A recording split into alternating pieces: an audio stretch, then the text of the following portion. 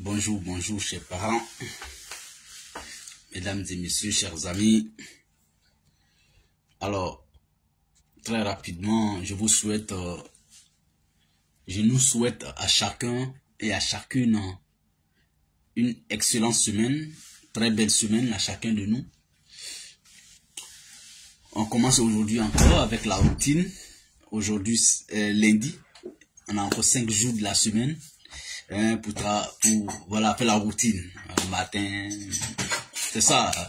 Je souhaite à chacun de passer une excellente soirée, une excellente journée de le lundi.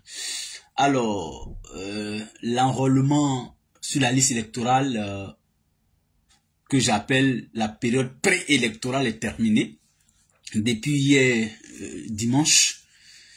Et pour être au même niveau d'information, c'est que c'est selon le chronogramme de la commission électorale indépendante, maintenant c'est jusqu'au mois de juin 2025 que vous et moi saurons définitivement qui est et qui n'est pas sur la liste électorale. Je voulais faire cette précision parce qu'il y a des spéculations pour donner une fausse information aux Ivoiriens qui peut, selon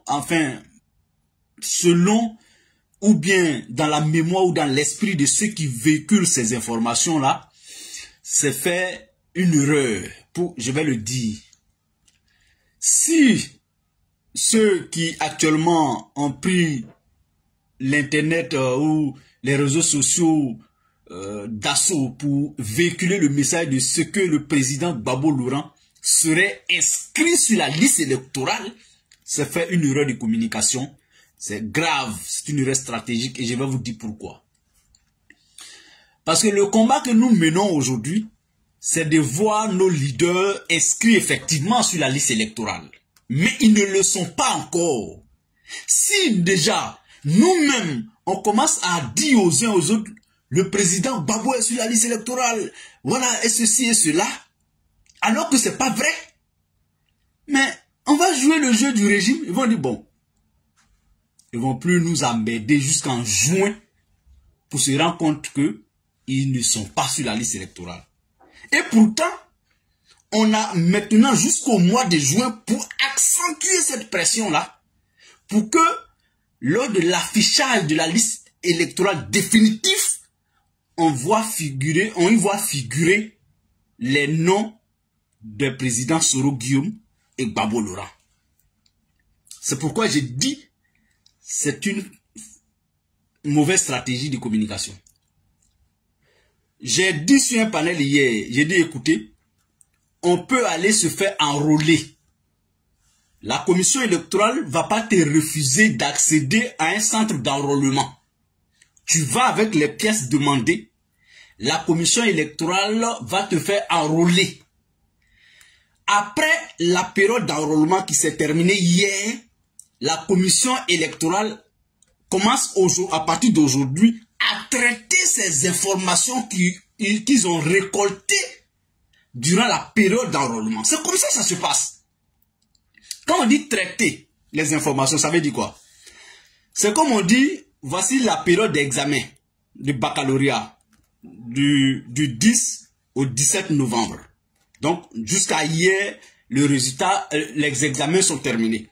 À partir d'aujourd'hui, lundi, les feuilles d'examen, les copies vont passer à la période de correction.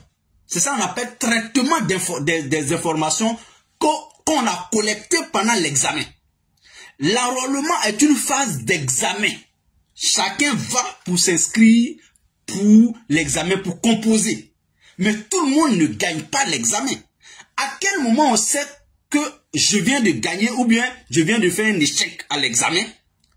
C'est après le traitement des informations collectées lors de l'examen qu'on affiche la liste définitive de ceux qui sont admis à l'examen. C'est la même chose qu'il faut comprendre. Quand la commission électorale finit de récolter, de collecter les informations, pendant l'enrôlement. Elle a fini hier.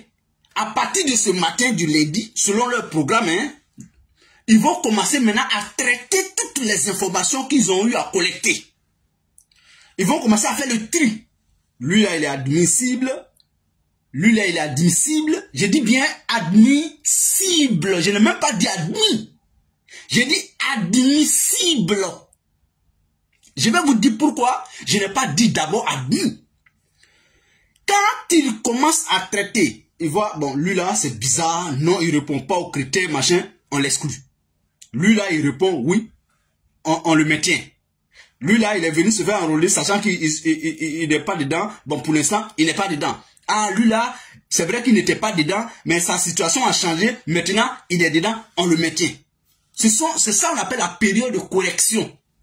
Autrement dit, la période de traitement des informations.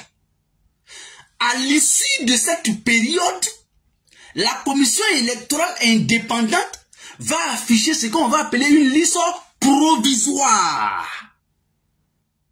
Donc, ceux qui sont susceptibles d'être retenus sur la liste électorale définitive, eux, ils se trouveront tous sur cette liste provisoire. Et quand on va afficher cette liste provisoire, il y aura des réclamations. C'est ça qu'on appelle la période de prétentieux. Contentieux, pardon. Qu'est-ce que je veux dire? Comme j'ai dit, préélectoral.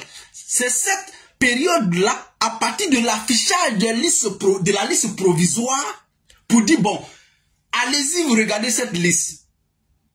Toi qui t'es fait enrôler, va, tu regardes cette liste provisoire. Est-ce que mon nom y figure? Oui, mon nom y figure. Donc, je n'ai plus rien à faire.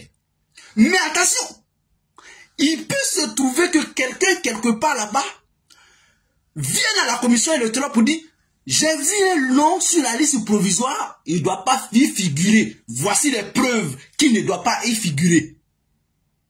À ce moment-là, la commission électorale reprend encore le traitement de l'information liée à cette personne-là. Pendant la période de contentieux. À l'issue de cette période de contentieux, la commission électorale indépendante va afficher maintenant la liste définitive que j'appelle la liste des admis sur la liste électorale. C'est à partir de cet instant-là que tu dis, tu sautes comme si tu as eu un bac pour dire je viens d'être admis définitivement sur la liste électorale. Pourquoi je fais cet exercice et j'explique ça comme ça pour ceux qui ont vraiment bien compris la logique et comment ça se passe. Et ce n'est pas extraordinaire. C'est comme quand on passe un examen, souvent même quand on affiche la liste de ceux qui sont admis à l'examen, il y a même des revendications, des réclamations.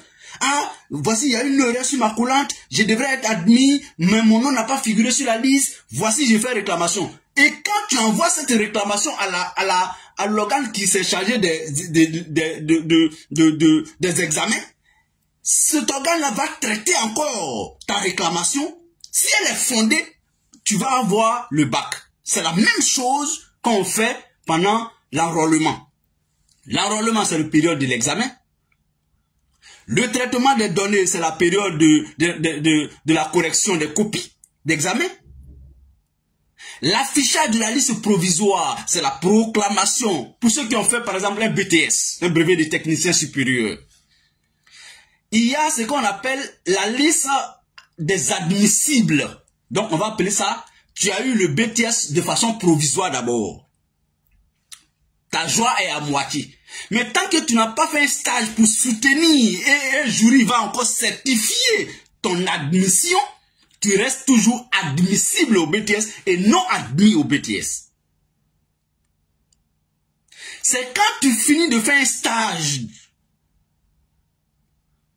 pour soutenir ton BTS et que tu t'en vas, tu fais une soutenance devant un jury composé de plusieurs membres et que ce jury estime que tu as la qualification maintenant d'avoir un BTS, on te dit tu es admis au BTS. C'est la même chose. Donc, Pour finir, j'interpelle ceux qui pensent qu'ils font bien. Ils ne le font pas bien. Maintenons la pression pour que nos leaders soient inscrits sur la liste électorale. Maintenons cette pression-là. Mais si on fait l'erreur de véhiculer le message, oui, Babou est inscrit, Babou est inscrit, Babou est inscrit, c'est une erreur. On va lâcher le combat. Et en juin 2025, lors de l'affichage de la liste définitive, je touche du bois, si leurs noms ne sont pas dedans, on n'a plus, entre juin et octobre 2025, on n'a plus de temps. Parce que à partir de juin, août déjà, vous allez voir que les candidatures pour la présidentielle de 2025 s'ouvriront. On aura quel temps entre ces deux périodes-là de faire un bon combat pour obtenir gain de cause pour l'inscription de Gbagbo sur la liste électorale. Pour l'instant, je ne parle pas de Soro parce que les Soroistes n'ont jamais dit que Soro est sur la liste électorale.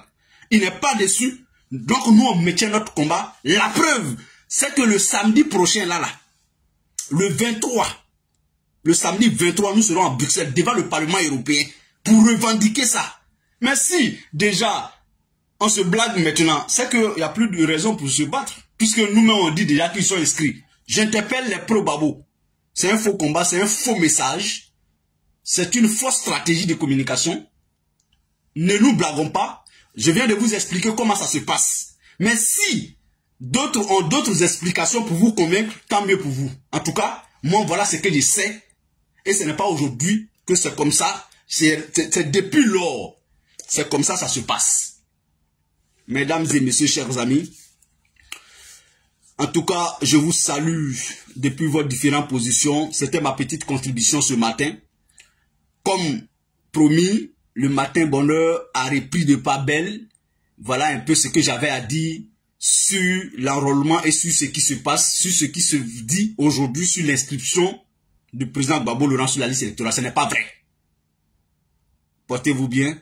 On se reverra demain avec le même plaisir, le même sourire, la même énergie. Portez-vous bien. Merci Djokok, merci Daouda Nzaro Ouattara, merci à tous ceux qui ont suivi, merci à tous ceux qui nous prendront plus tard en marche. Au revoir et à très bientôt. Merci.